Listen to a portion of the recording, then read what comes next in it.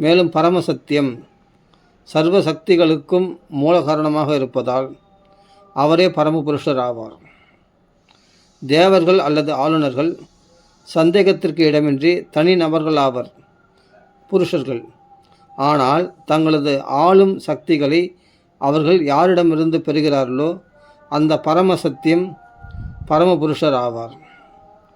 ஈஸ்வரன் என்னும் வடமொழி சொல் ஆண்டவன் என்னும் கருத்தை தெரிவிக்கிறது.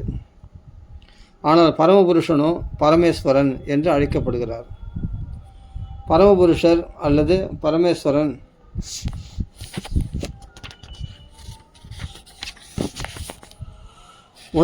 உணர்வுடைய புருஷோத்தமனாவார்.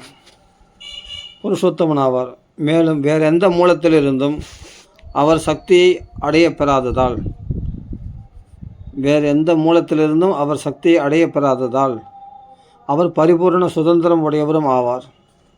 வேத இலக்கியங்களில் பிரம்மாவே உயர்ந்த தெய்வம் என்றும் இந்திரன், சந்திரன் மற்றும் வருணனை போன்ற மற்றெல்லா தெய்வங்களுக்கும் தலைவர் என்றும் விவரிக்கப்பட்டு உள்ளார். ஆனால் அந்த பிரம்மனும் கூட அவருடைய சக்தியையும் அறிவையும் பொறுத்த அளவில் சுதந்திரமானவர் அல்ல என்று ஸ்ரீமத் பாகவதம் உறுதி செய்கின்றது. எல்லா உயிர்களின் இதயங்களிலும் உரைகின்ற பரம புருஷரிடமிருந்தே பிரம்மா வேதங்களில் வடிவில் அறிவை பெற்றார். அந்த பரமபுருஷர் நேரடியாகவும் மறைமுகமாகவும் அனைத்தையும் அறிந்திருப்பவர் ஆவார். பரமபுருஷரின் பின்ன பகுதிகளாகிய மிக சிறிய தனிநபர்கள் தங்களின் உடல்களை பற்றிய அனைத்தையும் நேரடியாகவும் மறைமுகமாகவும் அறிந்தவர்களாக இருக்கக்கூடும். ஆனால் பரமபுருஷரோ அவரது அகம் மற்றும் புற அம்சங்களை பற்றிய அகம் மற்றும் புற அம்சங்களை பற்றிய அனைத்தையும் அறிந்தவராக இருக்கிறார். படைத்தல், காத்தல் அல்லது அழித்தல் ஆகியவற்றிற்கு மூல காரணமாக இருப்பவர் உணர்வுள்ள அப்பரமபுருஷரே என்று ஜென்மாதி அஸ்ய என்னும் சொற்கள் குறிப்பிடுகின்றன. நமது தற்போதைய அனுபவத்திலும் கூட உயிரற்ற ஜடப்பொருளில் இருந்து எதுவும் பிறப்பதில்லை என்பதை நம்மால் அறிய முடியும். ஆனால் ஜீவராசியில் இருந்து உயிரற்ற ஜடப்பொருளை உற்பத்தி செய்ய முடியும். உதாரணமாக, ஜீவராசியின் தொடர்பினால் ஜட உடல் இயங்கும் இயந்திரமாக உருவாகிறது. அறிவு பற்றாக்குறையாக உள்ளவர்கள் இந்த உடல் எனும் எந்திரத்தை உயிருள்ள பொருள் என்று தவறாக எண்ணுகின்றனர். ஆனால் உடல் எனும் எந்திரத்திற்கு ஆதாரமாக இருப்பது உயிர்ப்பொறி. அதான் அந்த ஜீவாத்மா, அந்த உயிர்ப்பொறி தான். உயிர்ப்பொறி என்பதுவே உண்மை. உடல் எனும் எந்திரத்தை விட்டு உயிர்ப்பொறி பிரிந்தவுடனேயே அந்த உடல் பயனற்றதாகிறது, அது இயக்கமற்றதாகிறது. அதை போலவே எல்லா ஜட சக்திகளுக்கும் மூலாதாரம் பரமபுருஷரே ஆவார், கிருஷ்ணர் தான். இவ்வுண்மை எல்லா வேத இலக்கியங்களிலும் கூறப்பட்டுள்ளது. மேலும் வேத வல்லுநர்கள் அனைவரும் கூட இவ்வுண்மையை ஏற்றுக்கொண்டுள்ளனர். உயிர் சக்தி பிரம்மன், அதாவது பிரம்மம்னா உயிர் சக்தி, இந்த ஜீவாத்மா உயிர் சக்தி பிரம்மன் என்று அழைக்கப்படுகிறது. மிக பெரும் ஆச்சாரியர்களில் ஒருவரான ஸ்ரீபாத சங்கராச்சாரியர் பிரம்மன் சாராம்சம் என்றும் பிரபஞ்ச உலகம் அதன் பகுதி என்றும் போதித்துள்ளார். சர்வ சக்திகளுக்கு மூலாதாரமாக உள்ள உயிர் சக்தி பரமபுருஷர் என்று தர்க்க ரீதியாக ஏற்றுக்கொள்ளப்படுகிறார். எனவே அவர் இறந்த, நிகழ் மற்றும் எதிர்காலங்களை பற்றிய அனைத்தையும் அறிந்திருப்பவர் என்பதுடன் அவரது ஜட மற்றும் பகவான் நிகழ் மற்றும் எதிர்காலங்களை பற்றி அனைத்தையும் அறிந்திருப்பவர், அதான் அபிக்ஞ சர்வஜன் அறிந்திருப்பவர் என்பதுடன் அவரது ஜட மற்றும் ஆன்மீக படைப்புகளின் ஒவ்வொரு மூல முடுக்குகளையும் கூட அறிந்திருப்பவர் ஆவார். குறையுடைய ஜீவராசி தன் சொந்த உடலுக்குள் என்ன நடக்கிறது என்பதை கூட அறிவதில்லை. அவன் உணவு உண்கிறான், ஆனால் இந்த உணவு எப்படி சக்தியாக மாறுகிறது என்பதையோ அல்லது அவனுடைய உடலை அது எப்படி பராமரிக்கிறது என்பதையோ அவன் அறிவதில்லை. ஒரு ஜீவராசி பக்குவம் அடையும் போது நடக்கும் செயல்கள் அனைத்தையும் அறிகிறான். மேலும் பரமபுருஷர் பரிபூரணமானவர் என்பதால் இயல்பாகவே அவர் அனைத்தையும் முழுமையாக அறிந்திருக்கிறார். இதனால் இப்பூரண புருஷர் ஸ்ரீமத் பாகவதத்தில் வாசுதேவன் என்று அழைக்கப்படுகிறார். அதாவது தமது சக்தி முழுவதையும் தம் பூரண கட்டுப்பாட்டில் கொண்டு எல்லா இடங்களிலும் வாழ்பவர் என்பதே இதன் பொருளாகும். இவை அனைத்தும் தெளிவாக ஸ்ரீமத் பாகவதத்தில் விளக்கப்பட்டுள்ளன. மேலும் வாசகர்கள் இதை நன்கு கற்றறிவதற்கு போதுமான சந்தர்ப்பங்கள் உள்ளன. நவீன யுகத்தில் பகவான் ஸ்ரீ சைதன்ய மகாபிரபு ஸ்ரீமத் பாகவதத்தை தமது நடைமுறை வாழ்வில் செய்து காட்டி அதை போதித்துள்ளார். ஸ்ரீமத் பாகவதத்தில் உள்ள விஷயங்களை ஸ்ரீ சைதன்யரின் தனிப்பெரும் கருணையால் சுலபமாக கற்றறிய முடியும். எனவே ஸ்ரீமத் பாகவதத்தின் உண்மையான பலனை வாசகர்கள் பெற ஸ்ரீமத் பாகவதத்தின் உண்மையான பலனை வாசகர்கள் பெற ஸ்ரீ சைதன்யரின் வாழ்க்கை மற்றும் போதனைகளை பற்றிய ஒரு சுருக்க உரை இங்கு தரப்பட்டுள்ளது. ஸ்ரீமத் பாகவதத்தை ஒருவர் பாகவதம் எனப்படும் பாகவதர் எனப்படும் பக்தரிடமிருந்து கற்றறிய வேண்டும் என்பது இன்றியமையாததாகும். ஸ்ரீமத் பாகவதத்தை நடைமுறையில் வாழ்ந்து காட்டுபவரே பாகவதர் என்று அழைக்கப்படுவார். பாகவதம் என்று அழைக்கப்படுகிறார். ஸ்ரீ சைதன்ய மகாபிரபு பாகவதர் என்று அழைக்கப்படுகிறார். ஸ்ரீ சைதன்ய மகாபிரபு பரிபூர்ண முழுமுதற் கடவுளாக இருப்பதால் அவர் பகவான் என்ற புருஷராகவும் பாகவதம் என்ற ஓசையாகவும் இருக்கிறார். எனவே ஸ்ரீமத் பாகவதத்தை கற்றறிய அவர் காட்டிய வழி உலக மக்கள் அனைவரும் பின்பற்றக்கூடியதாக விளங்குகிறது. இந்திய மண்ணில் பிறக்க நேர்ந்த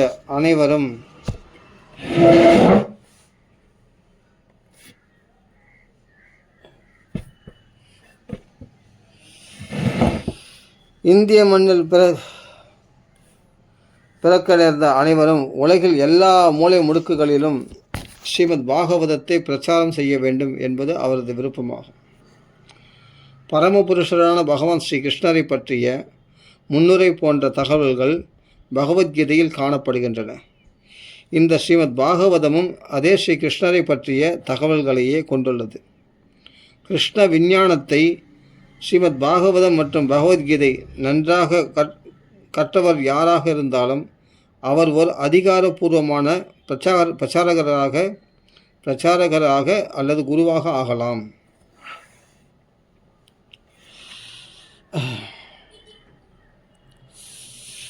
உலகில் துன்புறும் மனித குலத்திற்கு கிருஷ்ண விஞ்ஞானம் மிகவும் தேவைப்படுகிறது.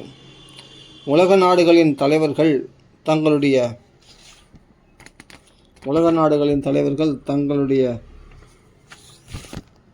சொந்த நன்மைக்காகவும் சமூகத்தின் நன்மைக்காகவும் மற்றும் உலக மக்களின் நன்மைக்காகவும் இந்த கிருஷ்ண விஞ்ஞானத்தை கற்றறிய முன்வர வேண்டும் என்று நாம் வேண்டிக் கொள்கிறோம். சைதன்யரின் சுருக்கமான வாழ்க்கை வரலாறும் போதனைகளும். பகவத் பிரேமையை பரப்ப வந்த தூதரும் பகவன்னாம சங்கீர்த்தன முறையின் தந்தையுமான பகவான் ஸ்ரீ சைதன்ய மகாபிரபு வங்காளத்தில் உள்ள நவத்வீப நகரத்தின் ஒரு பகுதியாகிய ஸ்ரீதாம் மாயாப்பூரில் 1407 சகாப்த ஆண்டு, அதாவது பிப்ரவரி 1486 ஆண்டு ஃபால்குனி பௌர்ணமியின் மாலை நேரத்தில் அவதரித்தார். அவரது தந்தையான ஸ்ரீ ஜெகநாத் மிஸ்ரா சில்ஹட் மாகாணத்தில் ஒரு கற்றறிந்த பிராமணராக இருந்தார். அச்சமயத்தில் நவத்வீபம் கல்விக்கும் கலாச்சாரத்திற்கும் பெயர் பெற்ற இடமாக திகழ்ந்ததால் அவர் தமது கல்வியை தொடர்வதற்காக நவத்வீபத்திற்கு வந்து சேர்ந்தார். ஸ்ரீல நீலாம்பர சக்கரவர்த்தி நவத்வீபத்தை சேர்ந்த சிறந்த பண்டிதர் ஆவார். அவரது மகளான ஸ்ரீமதி சச்சிதேவியை திருமணம் செய்து கொண்ட பின் அவர் கங்கை கரையில் குடியேறினார். ஜெகநாத் மிஸ்ரருக்கும் அவரது மனைவியான ஸ்ரீமதி சச்சிதேவிக்கும் சில பெண் குழந்தைகள் பிறந்தனர். அவர்களில் பெரும்பான்மையினர் இளம் வயதிலேயே இறந்துவிட்டனர். இறுதியில் பெற்றோரின் பாசத்தை அனுபவிக்க ஸ்ரீ விஸ்வரூபர் மற்றும் விஸ்வம்பரர் ஆகிய 2 புத்திரர்கள் மட்டுமே மிஞ்சினர். அவர்களில் 10ஆவதாக பிறந்தவரும் இளையவருமான விஸ்வம்பரர் பிற்காலத்தில் நிமாய் பண்டிதர் என்றும் அதன் பிறகு துறவற வாழ்வை ஏற்ற பின் பகவான் ஸ்ரீ சைதன்ய மகாபிரபு என்றும் அழைக்கப்பட்டார். 48 ஆண்டுகளாக பல உன்னதமான செயல்களை வெளிப்படுத்திய பகவான் ஸ்ரீ சைதன்ய மகாபிரபு 1455வது சகாப்த ஆண்டில் பூரியில் மறைந்தருளினார்.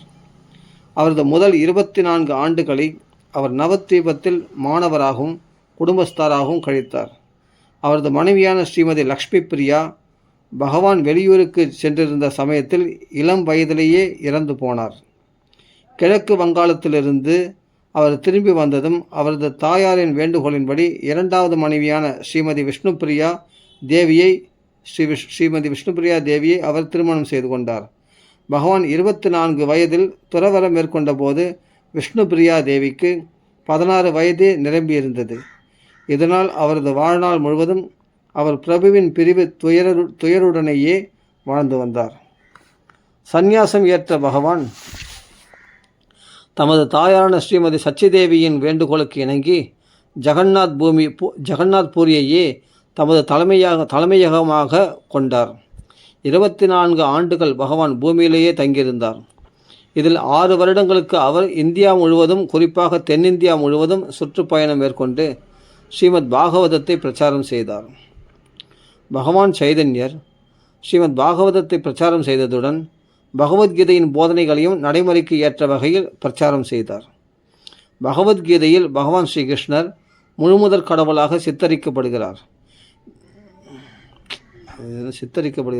நிரூபிக்கப்படுகிறார். சரி, மேலும் அப்படி சொல்லணும். முழுமுதற் கடவுளாக நிரூபிக்கப்படுகிறார். ஓகே. மேலும் ஒருவர் எல்லா வகையான வழிபாட்டு முறைகளையும் கைவிட்டு பகவான் ஸ்ரீ கிருஷ்ணர் ஒருவரை மட்டுமே வழிபாட்டுக்குரிய மூர்த்தியாக ஏற்றுக்கொள்ள வேண்டும் என்பதே கீதையில் பகவானுடைய கடைசி உபதேசமாகும். சர்வதர்மான் பரித்தஜ்ய மாம் ஏகம் சரணம் பிரஜ அகம் துவா சர்வ பாபிப்யோ மோக்ஷயிஷ்யாமி சுச்சஹ. மாம் ஏகம் சரணம் பிரஜ, பகவான் ஸ்ரீ கிருஷ்ணர் ஒருவரை மட்டுமே வழிபாட்டுக்குரிய மூர்த்தியாக ஏற்றுக்கொள்ள வேண்டும் என்பதே கீதையில் பகவானுடைய கடைசி உபதேசமாகும். பகவானுடைய பக்தர்கள் எல்லா வகையான பாவ விளைவுகளிலிருந்தும் காப்பாற்றப்படுவார்கள் என்றும் கவலைப்பட காரணமில்லை என்றும் பிறகு பகவான் உறுதியளிக்கிறார். துரதிருஷ்டவசமாக பகவான் ஸ்ரீ கிருஷ்ணர் நேரடியாக உத்தரவுகளையும் கீதையின் போதனைகளையும் அளித்திருந்த போதிலும் அறிவற்றவர்கள் அவரை சரித்திர புகழ்பெற்ற மனிதராக தப்பாக புரிந்து கொண்டுள்ளனர். இதனால் அவரை ஆதியான பரமபுருஷ பகவானாக ஏற்றுக்கொள்ள மறுக்கிறார்கள். இத்தகைய அறிவற்ற மனிதர்கள் பக்தர் அல்லாதவர்களால் தவறான வழியில் செலுத்தப்படுகின்றனர். இவ்வாறாக பகவத்கீதையின் போதனைகள் பெரும் பண்டிதர்களாலும் கூட தப்பாக விளக்கப்படுகின்றன. பகவான் ஸ்ரீ கிருஷ்ணரின் மறைவுக்கு பிறகு கற்றறிந்த பண்டிதர்கள் கீதைக்கு நூற்றுக்கணக்கான உரைகளை எழுதியுள்ளனர். ஆனால் அவற்றில் பெரும்பாலான உரைகள் சுயநல நோக்கத்துடன் எழுதியவையாகும். ஸ்ரீ கிருஷ்ண சைதன்ய மகாபிரபு பகவான் ஸ்ரீ கிருஷ்ணரே ஆவார். ஆனால் இம்முறை அவர் பொதுமக்கள், சமயவாதிகள் மற்றும் தத்துவவாதிகள் ஆகியோருக்கு ஆதி புருஷரும் சர்வ காரணங்களுக்கும் காரணமானவருமான பகவான் ஸ்ரீ கிருஷ்ணரின் உன்னதமான நிலையை பற்றி பிரச்சாரம் செய்வதற்காக மிகச்சிறந்த பகவத் பக்தராக அவர் தோன்றினார். ராதா பாவத்தோடு, ராதா பிரேம பாவத்தோடு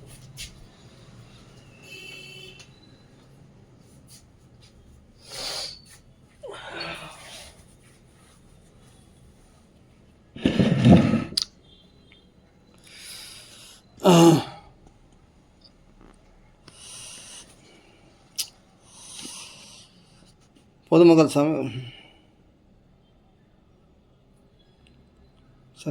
மிகச்சிறந்த பக்தராக தோன்றினார். விருந்தாவனத்தில் நந்த மகாராஜனின் புதல்வராக தோன்றிய ஸ்ரீ கிருஷ்ணரே பரமபுருஷ பகவான் என்பதால் அவரே எல்லோருடைய வழிபாட்டுக்கும் உரியவர் என்பதே அவரது பிரச்சாரத்தின் சாராம்சமாகும். விருந்தாவனம் பகவானிலிருந்து வேறுபட்டதல்ல. ஏனெனில் பகவானுடைய பெயர், புகழ், உருவம் மற்றும் அவர் அவதரிக்கும் இடம் ஆகிய அனைத்தும் பகவானுடன் எல்லா விதத்திலும் ஒத்திருக்கின்றன. எனவே பகவானைப் போலவே விருந்தாவனமும் வழிபட தகுந்ததாகும். பகவானிடம் தூய அன்பு கொண்டு அவரை வழிபடுவதே மிக உயர்ந்த உன்னதமான வழிபாட்டு முறையாகும். இதுவே பிருந்தாவனத்து கோபியர்கள் மேற்கொண்ட வழிபாட்டு முறையாகும். பகவான் ஸ்ரீ சைதன்ய மகாபிரபுவும் இதுதான் மிக சிறந்த வழிபாட்டு முறை என்று சிபார்சு செய்கிறார். ஸ்ரீமத் பாகவத புராணமே பகவானை புரிந்து கொள்வதற்குரிய குறையற்ற இலக்கியம் என்பதை அவர் ஏற்றுக்கொண்டார். மேலும் பிரேமை நிலையை அல்லது பகவத் பிரேமையை அடைவதே மனிதனின் முடிவான நோக்கம் என்பதையும் அவர் பிரச்சாரம் செய்தார்.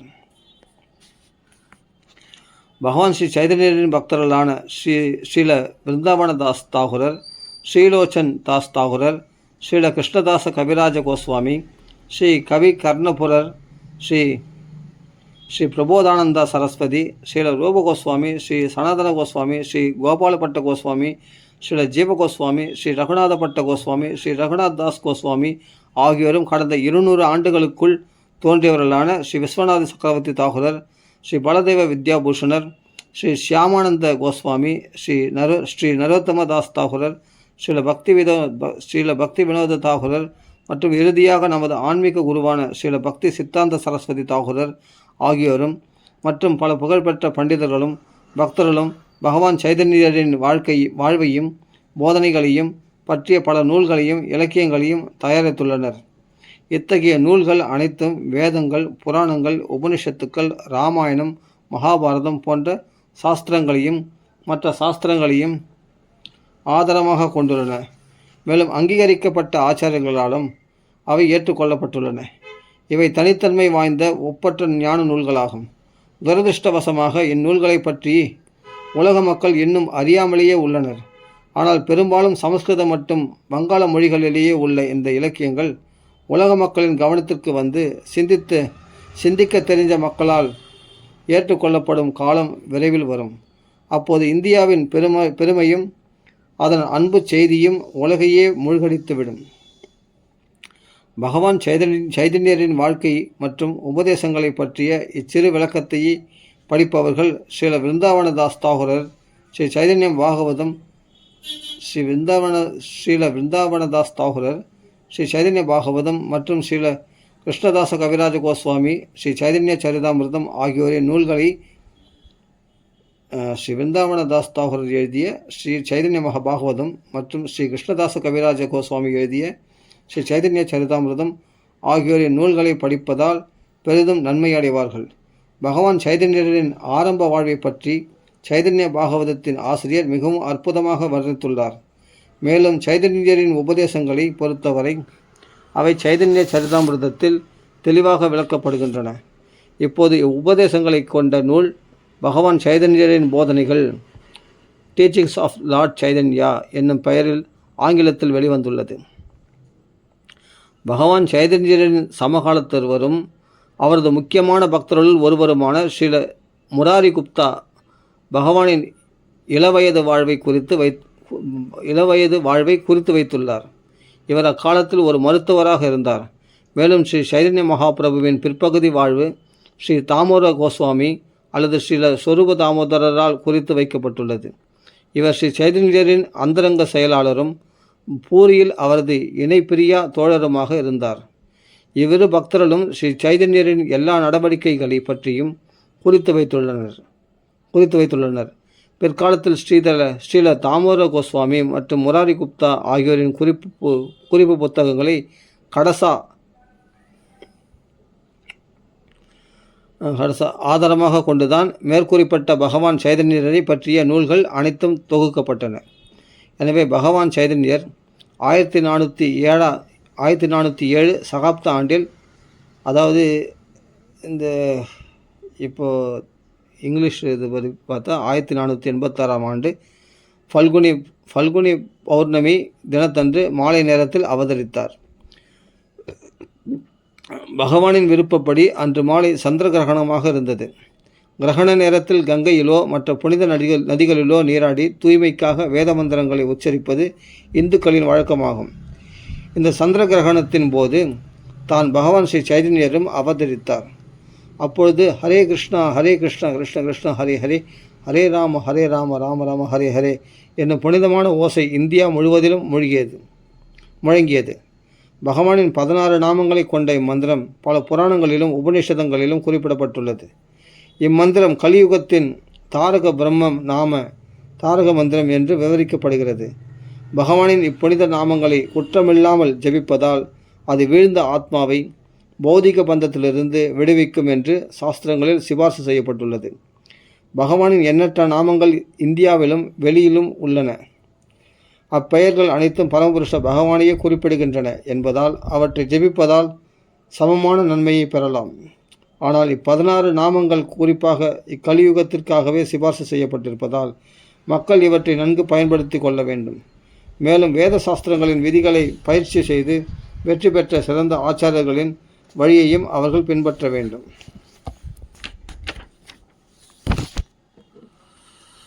பகவானின் அவதாரமும் சந்திரகிரகணமும் ஒரே சமயத்தில் நிகழ்ந்தது. பகவானின் விசேஷமான அவதார நோக்கத்தையே சுட்டி காட்டுகிறது. இக்கலியுகத்தில் பகவானின் புனித நாமங்களை பாடுவதன் முக்கியத்துவத்தை பிரச்சாரம் செய்வதே இந்த நோக்கமாகும். இந்த யுகத்தில் அற்ப விஷயங்களுக்கும் சண்டைகள் மூழ்கின்றன. எனவேதான் சாஸ்திரங்கள் தன்னுணர்வை பெறுவதற்கு பொதுவான ஒரு வழியை சிபார்சு செய்கின்றன. அது பகவானின் புனித நாமத்தை பாடுவதாகும். மக்கள் ஒன்று கூடி அவரவர் மொழிகளில் காது கிணிய பாடல்களால் பகவானை போற்றி புகழலாம். இதை குற்றமில்லாமல் செய்தால் பங்கேற்பவர் படிப்படியாக ஆன்மீக பக்குவத்தை அடைவது நிச்சயம். வேறு கடினமான முறைகளை பின்பற்ற வேண்டியதில்லை. இத்தகைய கூட்டங்களில் அறிவாளிகள், அறிவற்றவர்கள், பணக்காரர்கள், ஏழை, இந்து, முஸ்லிம், ஆங்கிலேயன், இந்தியன், சண்டாளன் மற்றும் பிராமணன் ஆகிய அனைவரும் உன்னதமான ஓசைகளை கேட்டு இதயத்திலுள்ள அழுக்குகளை தூய்மைப்படுத்தி கொள்ளலாம். பகவானின் அவதார நோக்கத்தை உறுதிப்படுத்தும் வகையில் உலக மக்கள் அனைவரும் பகவானின் புனித நாமங்களை ஏற்று நாம சங்கீர்த்தனம் எனும் ஒரே மதத்தை தழுவிக்கொள்வார்கள். அதாவது பகவான் ஸ்ரீ சைதன்ய மகாபிரபுவின் அவதாரத்துடன் அவரது புனித நாமம் அவதரித்தது. அவர் தமது தாயின் மடியில் குழந்தையாக இருந்தபொழுது அவரை சுற்றியிருந்த பெண்கள் கைகளை தட்டி கொண்டு புனித நாமங்களை பாடியவுடனேயே அவர் அழுவதை நிறுத்திவிடுவார். இச்சம்பவத்தை அக்கம்பக்கத்தில் உள்ளவர்கள் வியப்போடும் மரியாதையோடும் கண்டு களித்தனர். சில சமயங்களில் இளம் பெண்கள் பகவானை அழ வைத்து பிறகு புனித நாமங்களை சொல்லி அவரது அழுகையை நிறுத்துவதில் ஆனந்தம் அடைந்தனர். இவ்வாறு தமது குழந்தை பருவத்திலிருந்தே புனித நாமத்தின் முக்கியத்துவத்தை அவர் பிரச்சாரம் செய்ய துவங்கிவிட்டார். பகவான் ஸ்ரீ சைதன்யர் அவரது இளமை பருவத்தில் நிமாய் என்று அழைக்கப்பட்டார். பெற்றோரின் வீட்டு முற்றத்தில் இருந்த ஒரு நிம்பா, அதாவது வேப்ப மரத்தடியில் அவர் பிறந்ததால் நிமாய் என்ற பெயரை அவரது தாயார் அவருக்கு சூட்டினார். பகவான் 6 மாத குழந்தையாக இருந்தபோது தானிய உணவை அளிக்கும் அன்னப்பிராசன விழா நடந்தது. அப்போது தமது வருங்கால நடவடிக்கைகளை பகவான் குறிப்பால் உணர்த்தினார். குழந்தையின் எதிர்கால வாழ்வு எப்படி இருக்கும் என்பதை அறிய நாணயங்களையும் புத்தகங்களையும் குழந்தையின் முன் வைப்பது வழக்கம். பகவானின் முன் ஒரு புறம் நாணயங்களும் மற்றொரு புறம் ஸ்ரீமத் பாகவதமும் வைக்கப்பட்டது. பகவான் நாணயங்களுக்கு பதிலாக ஸ்ரீமத் பாகவதத்தை கையில் எடுத்தார். அவர் தவழ்ந்து வரும் சிறு குழந்தையாக இருந்தபொழுது ஒரு நாள் கொல்லைப்புறத்தில் ஒரு பாம்பு அவர் முன் தோன்றியது. பகவான் அதனுடன் விளையாட ஆரம்பித்தார். குடும்ப அங்கத்தினர்கள் அதை கண்டு அச்சத்தால் பீடிக்கப்பட்டனர். சிறிது நேரத்திற்கு பிறகு பாம்பு அங்கிருந்து சென்று விட்டது. அவரது தாய் குழந்தையை அங்கிருந்து தூக்கி சென்று விட்டார். ஒருமுறை அவரது நகைகளை கொள்ளையிட விரும்பிய திருடன் ஒருவன் அவரை தூக்கி கொண்டு மறைவான ஒரு இடத்தை நோக்கி விரைந்தான். பகவானும் அவனுடைய தோள்களில் உல்லாசமாக சவாரி செய்தார். மறைவிடம் தேடி இங்கும் அங்கும் அலைந்த திருடன் கடைசியில் தான் ஜெகநாத் மிஸ்ரரின் வீட்டின் முன்பாகவே வந்துவிட்டதை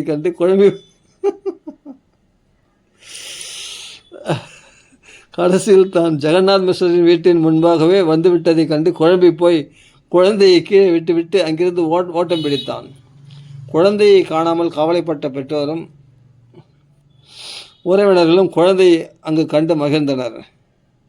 ஒருமுறை பிராமண யாத்ரீகர் ஒருவர் ஜெகநாத் மிஸ்ரரின் வீட்டிற்கு வந்திருந்தார். அவரும் உணவு சமைத்து பகவானுக்கு நிவேதனம் செய்து கொண்டிருக்கும் பொழுது குழந்தை அவர் முன் தோன்றி அந்த உணவை எடுத்து சாப்பிட்டு விட்டார். குழந்தை சாப்பிட்ட அவ்வுணவு பகவானுக்கு நிவேதனம் செய்ய தகுதியற்றது என்பதால் பிராமணர் அவ்வுணவை விலக்கிவிட்டு மீண்டும் சமைக்க துவங்கினார். 2வது முறையும் அப்படியே நடந்தது. மீண்டும் 3வது முறையும் இப்படியே நடந்ததால் கடைசியாக குழந்தையை படுக்கையில் தூங்க போட்டனர். ஏறக்குறைய 12 மணி அளவில் வீட்டிலுள்ள அனைவரும் ஆழ்ந்த உறக்கத்தில் இருந்தனர். பிராமண யாத்ரிகரும் 4வது முறையாக தாம் சுவைத்த உணவை விக்கிரகத்திற்கு படைத்தார். ஆனால் இம்முறையும் குழந்தையான பகவான் அவர் முன் தோன்றி நிவேதனத்தை கெடுத்து விட்டார். இதை கண்டு திகைத்த பிராமணரும் அழத் துவங்கிவிட்டார். ஆனால் எல்லோரும் ஆழ்ந்த உறக்கத்தில் இருந்ததால் ஒருவருக்கும் அவரது அழுகுரல் கேட்கவில்லை. அந்த நேரத்தில் அதிர்ஷ்டசாலியான அந்த பிராமணரின் முன் குழந்தையாக இருந்த பகவான் தோன்றி தான் ஸ்ரீ கிருஷ்ணரே என்பதை தெரியப்படுத்தினார். பிறகு இச்சம்பவத்தை ரகசியமாக வைத்திருக்கும்படி பிராமணரிடம் கூறிவிட்டு பகவான் தமது தாயின் மடிக்கு சென்று விட்டார். சும்மா வந்து கெடுத்துனேங்கிறாரு. யார்? கிருஷ்ணர் தான். அவரது பிள்ளை பருவத்தில் இது போன்ற பல சம்பவங்கள் நிகழ்ந்தன. குறும்புத்தனமுள்ள அவர் சில சமயங்களில் பண்டைய முறைகளில் நம்பிக்கை கொண்ட பிராமணர்கள் அவரது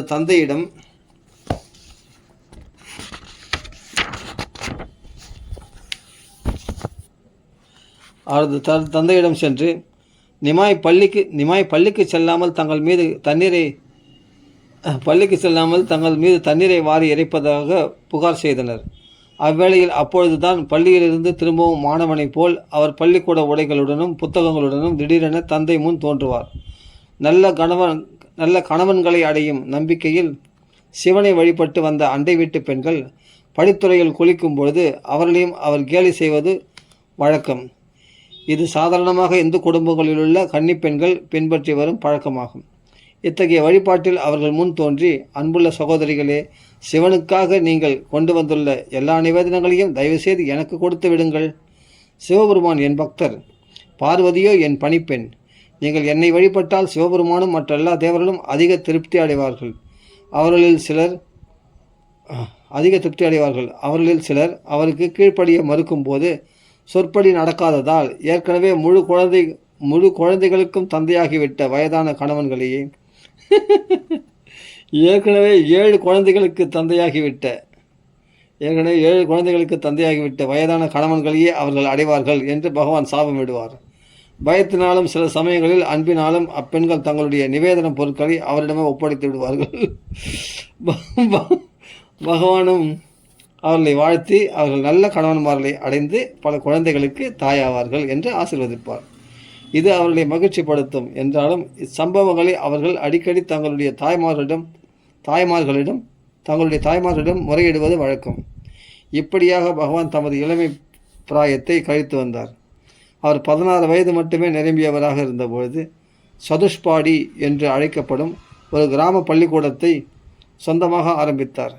இப்பள்ளியில் இலக்கணம் கற்பிக்கும் போதும் கூட கிருஷ்ணரை குறிக்கும் வகையிலேயே அவர் அனைத்தையும் விளக்குவார். ஸ்ரீல ஜீவகோஸ்வாமி பகவானை திருப்திப்படுத்துவதற்காக சம்ஸ்கிருத இலக்கண நூலை எழுதினார். அதிலுள்ள இலக்கண விதிகள் அனைத்தையும் பகவானின் புனித நாமங்களை உதாரணமாக கொண்டே விளக்கியுள்ளார். இந்த இலக்கண நூல் இன்றும் வழக்கில் உள்ளது. ஹரிநாமாமிருத வியாகரணம் என்ற இந்நூல் வங்காளத்திலுள்ள பள்ளிகளில் பாடநூலாக சேர்க்கப்பட்டுள்ளது. இச்சமயத்தில் காஷ்மீரை சேர்ந்த காஷ்மீரி என்னும் பண்டிதர் சாஸ்திரங்களை பற்றி விவாதிப்பதற்காக நவத்வீபத்திற்கு வந்திருந்தார். இப்பண்டிதர் சாஸ்திர வாதத்தில் வெற்றி வாகை சூடியவராவார். இவர் இந்தியாவில் கல்விக்கு மையமாக திகழ்ந்த எல்லா இடங்களுக்கும் பிரயாணம் செய்தவர். இறுதியாக நவத்வீபத்திற்கு வந்து அங்குள்ள பண்டிதர்களுடன் போட்டியிட விரும்பினார். நவத்வீப பண்டிதர்கள் காஷ்மீரி பண்டிதருடன் வாதம் புரிய நிமாய் பண்டிதரை, அதாவது பகவான் சைதன்யரை அனுப்புவதென முடிவு செய்தனர். நிமாய் பண்டிதர் ஒரு சிறுவனாக இருந்ததால் ஒருவேளை அவர் வாதத்தில் தோற்று போனாலும் பண்டிதருடன் வாதிப்பதற்கு தங்களுக்கு மற்றொரு வாய்ப்பு கிடைக்கும் என்று அவர்கள் எண்ணினர். மேலும் காஷ்மீரி பண்டிதர் தோற்று போவாரானால் இந்தியா முழுவதிலும் வாதத்தில் வெற்றி வாகை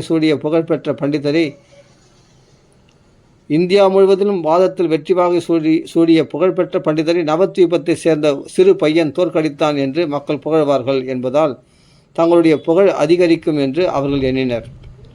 நிமாய் பண்டிதர் கங்கை கரையில் உலாவிக் கொண்டிருக்கும் பொழுது அங்கு வந்த காஷ்மீரி பண்டிதரை சந்திக்க நேர்ந்தது. பகவானும் கங்கையை போற்றும் சமஸ்கிருத ஸ்லோகம் ஒன்றை புனையும்படி அவரை வேண்டினார். பண்டிதர் மிக குறுகிய நேரத்தில் 100 ஸ்லோகங்களை புனைந்து புயல் வேகத்தில் அவற்றை படித்து காட்டி தனது புலமையை வெளிப்படுத்தினார். உடனே நிமாய் பண்டிதரும் எல்லா ஸ்லோகங்களையும் பிழையின்றி மனப்பாடம் செய்து கொண்டார். எனவே 64வது ஸ்லோகத்தை மேற்கோள் காட்டி அதிலுள்ள சொல்லிலும் இலக்கணத்திலும் பிழை இருப்பதை சுட்டி காட்டினார். குறிப்பாக அவர் பண்டிதர் உபயோகித்த பவானிபர்த்துஹு என்னும் சொல்லை பற்றி கேள்வி எழுப்பினார். இச்சொல் அனாவசியமாக இங்கு உபயோகிக்கப்பட்டதை அவர் சுட்டி காட்டினார். பவானி சிவபெருமானின் மனைவியை குறிக்கும். வேறு யார் அவளது கணவராக பர்த்தாவாக இருக்க முடியும் என்று கேட்டார். வேறு சில பிழைகளையும் அவர் சுட்டி காட்டினார். காஷ்மீர் பண்டிதர் ஆச்சரியத்தால் திகைத்து போனார். பவானி பர்த்துஹு அப்படின்னா பவானி பர்த்துன்னு சிவபெருமான சொல்லணும்னு அவசியம் இல்லை. பவானினாவே சிவபெருமானுடைய மனைவி தானே என்னும் சொல்லை பற்றி கேள்வி எழுப்பினார். இச்சொல் அனாவசியமாக இங்கு உபயோகிக்கப்பட்டு பவானி பர்த்துஹு என்னும் சொல்லை பற்றி கேள்வி எழுப்பினார். இச்சொல் அனாவசியமாக இங்கு உபயோகப்பட்டதை அவர் சுட்டிக்காட்டினார். பவானி சிவபெருமானின் மனைவியை குறிக்கும். வேறு யார் அவளது கணவராக பர்த்தாவாக இருக்க முடியும் என்று கேட்டார். வேறு சில பிழைகளையும் அவர் சுட்டிக்காட்டினார். காஷ்மீர் பண்டிதர் ஆச்சரியத்தால் திகைத்து போனார். ஒரு சாதாரண இலக்கண மாணவனால் புலமைமிக்க பண்டிதரின் இலக்கண பிழைகளை சுட்டிக்காட்ட முடிந்ததே என்று அவர் ஆச்சரியமடைந்தார். பொதுக்கூட்டத்தில் விவாதிப்பதற்கு முன்பே இவ்விஷயம் நடந்து முடிந்துவிட்டது என்றாலும் இச்செய்தி நவத்வீபம் முழுவதிலும் காட்டுத்தீயை போல் பரவிவிட்டது. ஆனால் இறுதியில் கல்வி தெய்வமாகிய சரஸ்வதி கேசவ காஷ்மீரியின் கனவில் தோன்றி பகவானிடம் அடிபணிந்து விடுமாறு உத்தரவிட்டார். சரஸ்வதி தேவி அதன்படியே காஷ்மீர் பண்டிதரும் பகவானின் சீடரானார். பிறகு பகவானுக்கு திருமணம் விமரிசையாக நடந்தது. இச்சமயம் நவத்வீபத்தில் ஹரிநாம சங்கீர்த்தனம் செய்வதன் முக்கியத்துவத்தை பற்றி அவர் பிரச்சாரம் செய்ய துவங்கினார். அவரது புகழை கண்டு பொறாமை கொண்ட சில பிராமணர்கள் அவரது வழியில் பல தடைகளை ஏற்படுத்தினர். மிகவும் பொறாமை கொண்ட அவர்கள் விஷயத்தை நவத்வீபத்திலுள்ள முகமதிய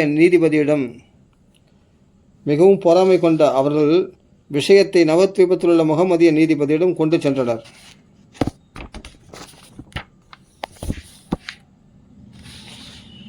அச்சமயம் வங்காளம் பட்டாணியர்களின் ஆட்சியில் இருந்தது. நவாப் ஹுசேன் ஷா என்பவர் அதன் ஆளுநராக இருந்தார். அந்த முஸ்லிம் நீதிபதி பிராமணர்களின் குற்றச்சாட்டை பெரிதாக மதித்து ஹரிநாமத்தை உரக்க பாட வேண்டாம் என நிமாய் பண்டிதரின் ஆட்களை எச்சரித்தார். ஆனால் பகவான் சைதன்யர் அந்த காஜியின் உத்தரவுக்கு கீழ்ப்படிய வேண்டாம் என்று கேட்டுக்கொண்டார். அவர்களும் வழக்கம் போல் ஹரிநாம சங்கீர்த்தனத்தை தொடர்ந்தனர். நீதிபதி பிறகு காவலர்களை அனுப்பினார். அவர்கள் வந்து சங்கீர்த்தனத்தை கலைத்து சில மிருதங்கங்களையும் உடைத்தனர். இதை கேள்விப்பட்ட நிமாய் பண்டிதர் சமூக கீழ்ப்படியாமை குழு ஒன்றை அமைத்தார். நல்ல நோக்கத்திற்காக இந்தியாவில் சமூக ஒத்துழையாமை இயக்கத்தை ஆரம்பித்தவர் அவரே ஆவார். ஆயிரக்கணக்கான மிருதங்கங்களையும் கரத்தாளங்களையும் கொண்ட 1,00,000 பேர்களை கொண்ட ஒரு ஊர்வலத்தை அவர் ஏற்பாடு செய்தார். ஆணை பிறப்பித்த காஜிக்கு எதிர்ப்பு தெரிவிக்கும் வகையில் அந்த ஊர்வலம் நவத்வீபத்தின் வீதிகளில் சென்றது. இறுதியில் ஊர்வலம் காஜியின் வீட்டை அடைந்தது. பெருங்கூட்டத்தை கண்டு அஞ்சிய காஜி வீட்டின் மேல் மாடிக்கு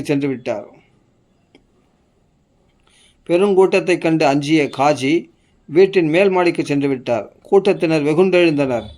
பகவான் அவர்களை சமாதானப்படுத்தினார்.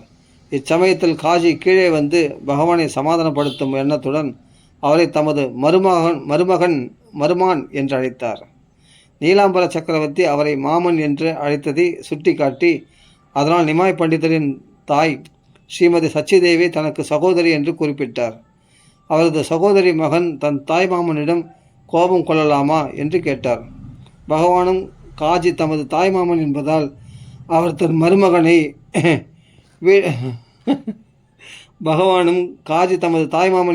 அவர் தன் மருமகனை வீட்டில் நன்கு வரவேற்று உபசரிக்க வேண்டும் என்று பதிலளித்தார். இவ்விதமாக பிரச்சனை சாந்தமடைந்தது. பிறகு இரு பண்டிதர்களும் குரான் மற்றும் இந்து சாஸ்திரங்கள் ஆகியவற்றின் மீதான நீண்ட விவாதத்தை ஆரம்பித்தனர்.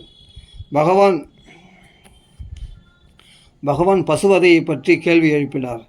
காஜி குரானை மேற்கோள் காட்டி தகுந்த பதிலை அளித்தார். காஜியும் வேதங்களில் உள்ள பசுபலியை பற்றி கேள்வி எழுப்பினார். வேதங்களில் குறிப்பிடப்பட்டுள்ள அத்தகைய பலி உண்மையில் பசுவதை அல்ல என்று பகவான் விடையளித்தார். வேத மந்திரங்களின் வலிமையால் ஓர் இளமையான புது வாழ்வை பெறுவதற்காக வயதான எருது அல்லது பசு பலியிடப்பட்டது. ஆனால் கலியுகத்தில் இத்தகைய யாகங்களை நடத்தும் தகுதி பெற்ற பிராமணர்கள் இல்லாததால் அத்தகைய பசுபலிக்கு தடை விதிக்கப்பட்டுள்ளது. உண்மையில் கலியுகத்தில் எல்லா யக்ஞங்களுக்கும் தடை விதிக்கப்பட்டுள்ளது. ஏனெனில் அவை முட்டாள்கள் மேற்கொள்ளும் பயனற்ற முயற்சிகளாக மட்டுமே உள்ளன. கலியுகத்தில் எல்லா நோக்கங்களுக்கும் சங்கீர்த்தன யக்ஞமே பரிந்துரைக்கப்படுகிறது. இவ்விதமாக பகவான் முடிவில் காஜியை வாதித்து வழிபடுத்தினார். காஜியும் பகவானின் சீடரானார். அன்று முதல் பகவானால் ஆரம்பிக்கப்பட்ட சங்கீர்த்தன இயக்கத்திற்கு யாரும் தடங்கல் செய்யக்கூடாது என்று அறிவித்தார். தமது வம்சத்தினரும் இதை பின்பற்ற வேண்டும் என்பதற்காக அதை தமது உயிலிலும் எழுதி வைத்தார். காஜியின் கல்லறையை இன்றும் நவத்வீபத்தில் காணலாம். இந்த ஹிந்து யாத்ரீகர்கள் அங்கு சென்று தங்களது மரியாதையை செலுத்துகின்றனர். அங்குள்ள காஜியின் வம்சத்தினர் இந்து முஸ்லிம் கலவரங்கள் நிகழ்ந்த காலங்களில் கூட சங்கீர்த்தனத்திற்கு எதிர்ப்பு தெரிவிக்கவில்லை. பகவான் ஒரு கோழை வைஷ்ணவராக இருக்கவில்லை என்பதையே இச்சம்பவம் காட்டுகிறது. வைஷ்ணவர் என்பவர் பயமில்லாத பகவானின் பக்தர் ஆவார். அவர் நியாயமான காரணத்திற்காக பொருத்தமான எந்த வழியையும் மேற்கொள்ள தயங்குவதில்லை. அர்ஜுனனும் பகவான் ஸ்ரீ கிருஷ்ணரின் ஒரு வைஷ்ணவ பக்தனாகத்தான் இருந்தார். பகவானின் திருப்திக்காக அவர் வீரத்துடன் போர் செய்தார். அதை போலவே ஹனுமானும் பகவான் ஸ்ரீ ராமரின் ஒரு பக்தர் ஆவார். அசுரனான ராவணின் குழுவினருக்கு அவர் நல்ல பாடம் கற்பித்தார். எல்லா வழிகளாலும் பகவானை திருப்திப்படுத்த முயல்வதே வைஷ்ணவ கொள்கையாகும். ஒரு வைஷ்ணவர் இயற்கையாகவே அமைதியானவரும் பிறருக்கு தீங்கு செய்யாதவரும் ஆவார். ஒரு வைஷ்ணவர் இயற்கையாகவே அமைதியானவரும் பிறருக்கு தீங்கு செய்யாதவரும் ஆவார். மேலும் பகவானின் எல்லா நற்குணங்களையும் அவர் பெற்றிருக்கிறார். ஆனால் பக்தர் அல்லாதவன் பகவானையோ அவரது பக்தர்களையோ பழிக்கும் பொழுது வைஷ்ணவர் அந்த ஆணவத்தை ஒருபொழுதும் பொறுத்து கொள்ள மாட்டார். இச்சம்பவத்திற்கு பிறகு பகவான் தமது பாகவத தர்மத்தை அல்லது சங்கீர்த்தன இயக்கத்தை முன்பை விட தீவிரமாக பரப்பத் துவங்கினார். இந்த யுக தர்மத்தை பிரச்சாரம் செய்வதற்கு தடையாக இருந்தவர்கள் பலவிதமாக தண்டிக்கப்பட்டனர். பகவானின் தாய்மாமனாக இருக்க நேர்ந்த சாபல் கோபால் என்ற பிராமணனுக்கு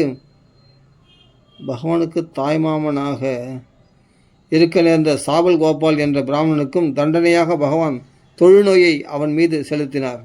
பிறகு அவன் மனம் திருந்தியதும் பகவான் அவனை ஏற்றுக்கொண்டார். காலப்போக்கில் பிரச்சார வேலைக்காக ஸ்ரீல நித்யானந்த பிரபு மற்றும் ஹரிதாஸ் தாகூரர் ஆகியோர் உட்பட எல்லா சீடர்களையும் அவர் வீடு வீடாக அனுப்பி ஸ்ரீமத் பாகவதத்தை போதிக்கச் செய்தார். நவத்வீபம் முழுவதிலும் சங்கீர்த்தன இயக்கம் நன்கு பரவியது. மேலும் அவர் குடும்பஸ்தரலான ஸ்ரீவாச தாகூரர் மற்றும் ஸ்ரீ அத்வைத பிரபு ஆகிய தமது இரு முக்கிய சீடர்களின் வீட்டையே தமது தலைமையமாக கொண்டிருந்தார்.